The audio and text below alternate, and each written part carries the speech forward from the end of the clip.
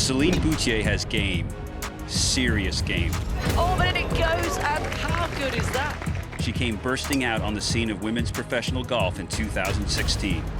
And let's not forget, that was after being the #1 ranked female amateur on the planet. Since turning pro, she has gone on to win 14 times around the world so far. Celine Boutier wins for the 4th time in 2023. Perhaps the most special of those wins was her first major championship, where Celine capped off a 6-shot victory in her home country of France. I'm very excited to talk to her about that and much more on this 2-part edition of Playing Lessons with Celine Boutier.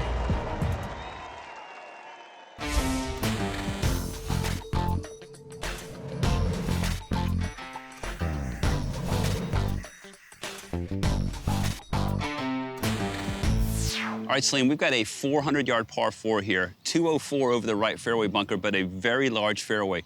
Talk us, if you will, through your process here on a hole where you don't have to worry too much about what you're dealing with. Yeah, so normally I definitely like to know the carry distances of the bunkers or the runouts on the fairway. But here I don't have to worry about much, so I just like to pick a target in the middle of the fairway and focus on that. So we'll go with the driver? Yes. All right, let's do it.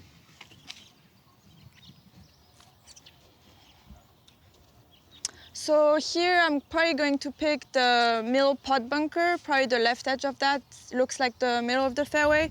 So I'm just gonna tee it up here and just aim at the left edge of the bunker. Beautiful. We go and cut, draw, what are you feeling like? Normally I like to hit a little cut with the driver. So I think I'm gonna go for that.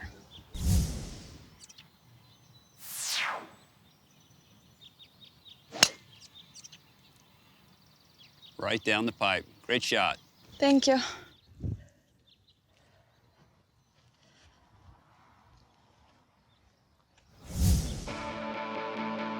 Now, a look back in time. Brought to you by Omega. So, Celine, you had a massive year in 2023, which, of course, included your win at the Evian, your first major championship in your home country of France. Just tell us about that week, if you would, and how much it must have meant to you. Yeah, it was pretty unbelievable, completely unexpected, to be honest. I've played this tournament quite a few times, and I never was able to perform really well in the past, just because it's always tricky to play at home, just so much pressure that you put on yourself, but also expectations from others and everything. So I was really trying to focus on putting 2 solid scores, solid rounds, Thursday and Friday, just to put myself in good position. And then just happened to be in the last group the 3rd day and the 4th day, and then just happened to be lifting that trophy. So it was pretty unbelievable, yeah. Unreal. So you had a large lead most of the last day, but you know, whether you're leading by 4 or 5, did it feel to you like it didn't feel that much? Did you still feel quite a bit of pressure playing that back 9, or did you feel pretty relaxed? Yeah, in general, I feel like you never have too many shots ahead. I think on this course especially, because it's such a tricky course and there's a few holes, especially at the end, that are quite tricky. So I feel like you can always have someone come back. And so I was really trying to, you know, do my best until the end. And even coming on 15, I knew it was a par 5. I was like, you know, let's take advantage of this, you know, of this par 5 and have another birdie. And I was just trying to go, you know, hole to hole and just trying to do my best after each hole, and not to worry too much about, you know, the score and how many, you know, shots ahead, because I also know how good the players are and how there's always somebody on Sunday that shoots a 7 or 8 under. Right. So I'm like, you never know, you're never too far ahead, you know. So you had so much momentum through the year, and certainly you go the very next week to the Scottish Open and you win again. Tell us about that week, if you would. Yeah, that was also a crazy week. I was just on a high from the week before, and obviously very tired from that week, so just trying to recover and make it by Thursday morning, and then just happened to have another shot at, you know, playing for the win again on Sunday. So again, I did my best, and it was completely unexpected to have 2 wins in a row. Which tournament did you have the biggest celebration? afterwards? I think definitely Avion. Yeah, it was just a dream come true for me. It's always been a tournament I wanted to win in my career. I always thought it was gonna be the hardest one for me to win too. So the fact that it was my first major win was completely crazy. And just being able to see the impact that it had, you know, in France and in just the golf community in general was so crazy. And tell us about the reception that you get at home in France. Now you're such a name around the country, certainly within the golfing circles. What's it like for you now when you go and play golf over there and people recognize you back in your home country? Well, I don't really go back that much. I've only gone back twice since I've won in Avion. The first time was definitely very overwhelming, just to be able to see how many people, and even sometimes outside of golf, like medias that are not completely in the sports world or golf world were like now interested, and so it was just very, you know, heartwarming to see how people were like really happy about it and really supportive. So it definitely feels very nice to see. Good drive here. We've got 144 front edge, 157 total in terms of yards. What are you going to do here? So I actually play in meters. So what does that do in translation? Okay, meters. Okay, let me adjust here. Hang on a second. 10%. Okay, we've got 144 total, not the 157. Let's go 144 meters here. That should work for you. Downwind, it might be a little difficult to get this ball stopped, you know, considering there's probably a little dew on the green as well. Talk to us, if you will, through your process on this second shot. Yeah, so on this case, I would like to know the front of the green in line with the pin, because that's probably gonna be my minimum carry, and then I'll try to land it somewhere in between that front edge and the pin. Hopefully something a little bit closer to the front edge to let it release and hopefully stop by the pin. Okay, so let's say 131 meters, 144 total. With this pin on the right side of the green, does this influence whether you want to cut the ball into this flag, draw it? How do you feel in terms of how this shot sets up? I think normally I would definitely take the pin into consideration for my shot shape. I think this one is on the right side, but it's still pretty far out to the right edge, so I feel like there's no direct, you know, danger or really miss to the right. There's quite a bit of room, so I can just aim at the pin in this case and not worry too much about the shot shape. 131 to the front, so I'll probably land it somewhere around 130. 38 or 37, and considering it's helping a little bit, I'm going to play 135, which is perfect yardage for my 8-iron. Okay.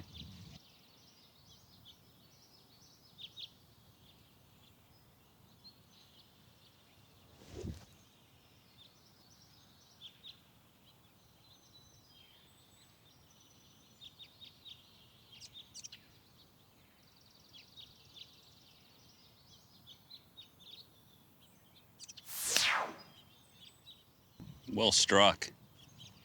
Thank you.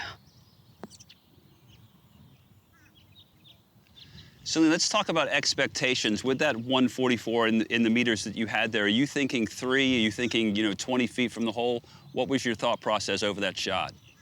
I don't really worry too much about how far it's going to finish. I worry a lot about my carry and how far I have to carry it, and then I just take aim and just hopefully execute well. If I do that pretty well, I should be pretty close. I think for me, a success would be anything like under 15 feet, I would say. And in terms of short-siding yourself when you have bunkers in play or water, does that influence which direction you want the ball to curve into the flag? Yeah, definitely. I think in general, I'm a pretty conservative player. I like to aim normally towards the fat part of the green and let it curve towards the pin, just to be on the safer side and not having to worry about a tough chip or a tough bunker shot. So I definitely take that in consideration. All right, let's go knock in that putt. Great shot. You've left yourself about 18 feet uphill. Beautiful play there. Let's give you this putt, or at worst a 2-putt, and head over to the backside of the green here and see what you got for us short game-wise. Sure, let's go. Here's a scenario where you've hit the ball through the green, and we've got some crushed shell, some taller grass, a lot to deal with here in terms of playing back towards a flag that we don't have a whole lot of room to deal with in terms of putting surface. Talk us through, if you will, what kind of shot you might have here in terms of going high, going low, and what you would recommend the viewers at home do if they find themselves in this kind of position. Yeah, I think this is a little bit of a tricky shot. I think you have 2 options here. You can definitely go a little bit high and land it on the green with a soft shot. It's into the wind, so that will have to stop it a little bit.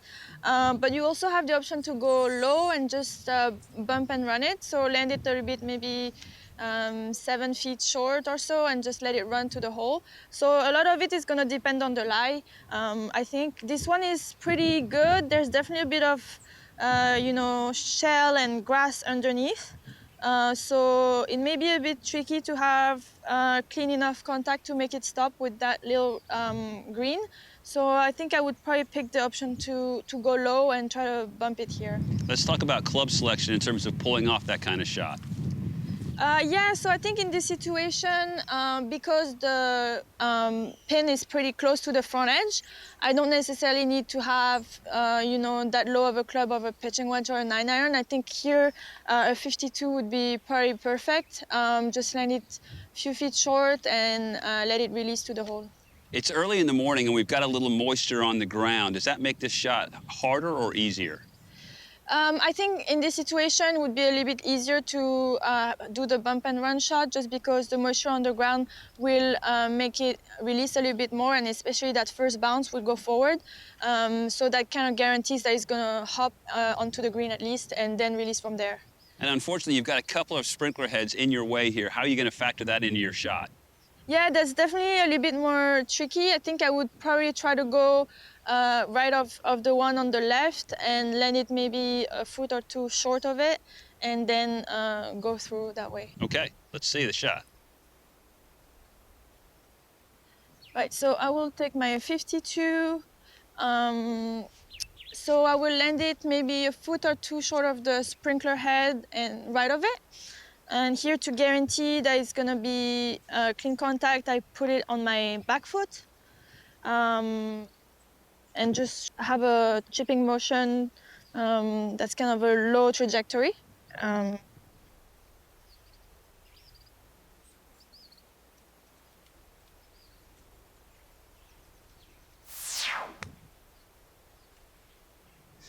My goodness. I mean, that's just wonderful. Great hands there. Beautiful shot. Thank you. Well done.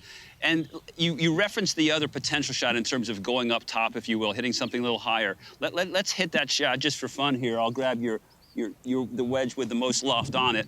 And if you would, talk us through what the folks at home might want to do should they try and pull this one off.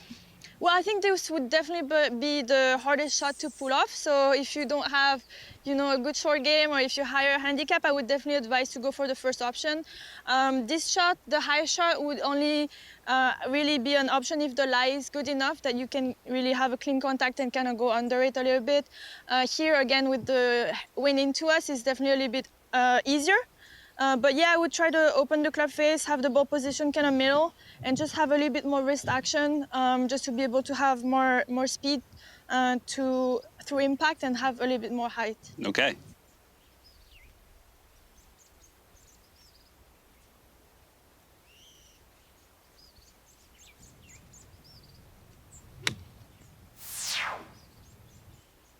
Fantastic shots. You got some kind of short game. Thank you. Beautiful par 3, 17th hole on the international course at the Omni Champions Gate Golf Club in Orlando, Florida. Let's break down this par 3 here, Celine. We've got 115 front edge, 123 total. We'll have to translate that into meters for you. Let's talk about your strategy on this hole. We've got a front hole location and some hurting wind. How would you go about playing this shot? Yeah, so I think definitely because of the wind and the pin location, you want to be on the longer side of it. So I would definitely try to land it pin high or a little bit more. Because of the wind, it's probably playing between 5 and 8 yards more. So I would adjust to that, and hopefully maybe because of the right pin location, just aim a little bit more left of it, Okay. Just to be on the safer side. Okay, let's talk club selection here. What are you looking at here? Yeah, so for me, it's about 113 meters. Into the wind, I think it's playing about 120 meters. So for me, it's in between pitching wedge and a 9-iron. Because of the wind, I would go with half shot of a 9-iron. Okay, let's see it.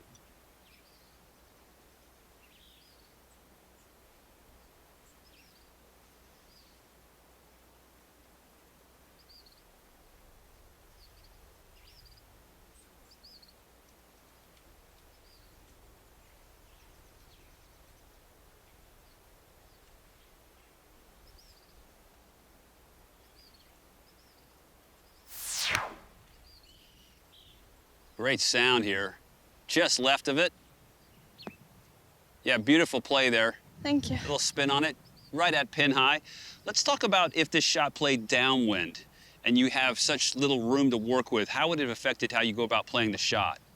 Yeah, then I would try to land it about around the front edge. I think even if it lands maybe a couple short, would still bounce on the green. But I would try to land it front edge, and then playing with the wind, maybe here would be playing 110, would be playing 105. So just 50 or a small pitching wedge. Try to launch it a little bit so it can ride the wind and make sure it can carry that front edge. Beautiful, thank you. Let's talk about the single best piece of golfing advice that you've ever received, ever heard about, something that made a real impact on you that you use going forward. Yeah, one thing that really stuck to me, it wasn't really directed towards me, but I remember seeing this video. I think maybe Jack Nicklaus or something was saying to Tiger, you know, the higher you hit it, the more chance it has to go crooked. And that kind of really stuck with me. So I kind of, you know, I'm always already a lower trajectory of a player, but then I feel like whenever I'm kind of in doubt or I'm really wanting to play a safe shot or hit the fairway, I kind of go more towards a lower trajectory ball now. And once again, it's a fairway finder. Let's talk about technique. You know, when you get a great round of golf going, are you out there thinking, you know, golf swing, or is it just something you're just kind of letting go and just reacting naturally and athletically? I think my best golf has been when I'm not really thinking about my swing and really just focusing on the target and the shot. You know, it's not always happens that you're comfortable enough that you don't have anything you're working on or you don't focus on your swing. So sometimes you'll have one swing thought or something like that. But normally when I play my best golf, I try to transition between, you know, maybe one swing thought or really no swing thoughts at all and just try to react to the target. Yeah. And when you have those great rounds going, are you a scoreboard watcher? Are you one of those people that knows that you're 5, 6, 7 under par, or are you just keeping your head down and just kind of figure out on the last hole how many birdies you ultimately made? You know, I feel like I'm definitely a little bit of a scoreboard keeper, but some of the best rounds I've shot, I've gone to the recording area and had no idea what I shot. So I think sometimes, you know, it's best to just keep, you know, the flow going, and you know you're gonna have some opportunities, just trying to do your best and just count at the end. Sometimes it's very easy to get in your head and try to project about what you're gonna shoot or how low you can go. But I think my best golf comes when I'm not really keeping track of anything and just letting the birdies happen or like come. And on those rare days when things aren't going your way, you're having a tough day, what kind of things do you tell yourself to kind of turn that ship around in terms of momentum? Yeah, it's not easy to not let it get to your head. I try to focus on just resetting and just focusing on each shot at a time or each hole. I try to, you know, put, you know, maybe a score goal for the next 3 holes, or just, you know, try to, you know, if some par 5s are coming up, just try to take advantage of those. But just try to forget about the past and starting over and reset. Give myself another, you know, set of goals for the next few holes or so, and try to, you know, put my mind on something else. Cool. All right, let's go have a look at this birdie putt we have here. Yeah. We've got about 20 feet here. Let's go through your green reading process. And if you don't mind me asking right off the bat, how often do you tend to bring your caddy in for help in terms of reading putts? Yeah, I think the main thing for me is to be sure of the line when I'm at address. So sometimes when I'm unsure which way it's going or how much, I will ask my caddy. But maybe like once every 3 putts or so, just to be able to be sure and to have confirmation of what I see. But normally what I do is I will read from maybe 2 or 3 angles. I will definitely go back here and try to have a first, you know, impression of where it's gonna go. I have a pretty good idea here that it's gonna go left to right, but I'm gonna try to confirm it on the opposite side of the hole. So I'll go over there and try to see mostly towards the end, the last part of the putt, how it's breaking and how the cup is, if the cup is tilted at all. So I can see over here is a little bit also tilted that way, so that kind of confirms that it's gonna keep breaking left towards the end as well. And then the last angle I will choose, normally it's either side. If I think it's left to right, I will go maybe that way and try to confirm that, you know, you can see the high part of the green is definitely on the other side. And you can see it's also a little bit uphill. So that would kind of be my whole process. And then once I go back, I try to pick a more precise point of where I see the ball rolling towards, and then just pick an aiming point and just go for it. And there's an old school thought, if you will, that with water to the right of the green here, that with the water ultimately draining that way, do you feel like that will impact how much this ball ultimately breaks from left to right? I think it definitely has an impact, and I think being in Florida, there is a lot of grain as well, and the grain will definitely be leaning towards more of the water side. So I think that's going to be adding a little bit more break, just because of the combination of the break and the grain. Okay. And one last question here. We're putting back into the wind. Will you factor that into how hard you ultimately hit this? Yeah, but I think it depends on the strength of the wind. Definitely a little bit more juice, but I don't think it would affect the line at all. Okay, let's see it.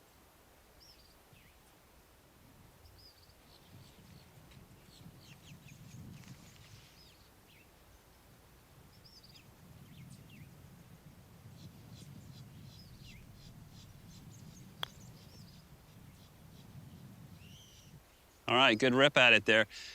And one thing the viewers are always very interested at home in is, what are you actually thinking while you're over the ball and about to putt? Honestly, I don't really think about much. I look at the hole is kind of my last sight, and then when I go back to looking at my ball, I just try to go for it. I try to be a little bit more reactive for it, and that will help me with my distance control. So I definitely no really thought about it and just try to react to the target. Yeah, so an athletic reaction to what you're looking at. Yes. Well, thanks so much, Celine. The great news is we still have a lot to learn from Celine, so make sure you check out part 2, where we are going in depth on how to make sure those par 5s give you birdies a lot more often than they give you those others. Perfectly played, just short of those bunkers. What would you tell our mid-handicap friends at home? They could go a little bit more aggressive, maybe go left edge of the green, but even if you chunk it a little bit or hit it more fat, you'll still be no problem on the grass and have an easy chip to the pin. Wow, great shot. A big thanks to Omni Champions Gate Golf Club for hosting us today. Thanks for watching.